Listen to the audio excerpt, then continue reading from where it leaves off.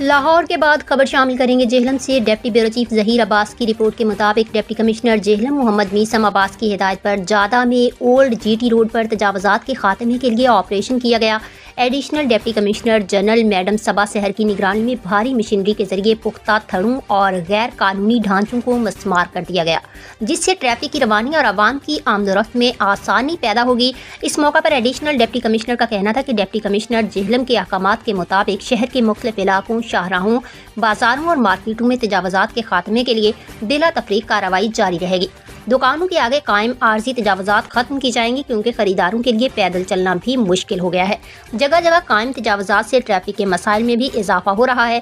انہوں نے واضح کیا کہ جس دکاندار نے بھی اپنی حد سے تجاوز کیا اس کے خلاف سخت کارروائی کی جائے گی۔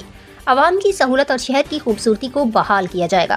اب تک کے لیے اتنا ہی۔ مزید اپڈیٹس کے لیے دیکھتے رہیے JRY نیوز۔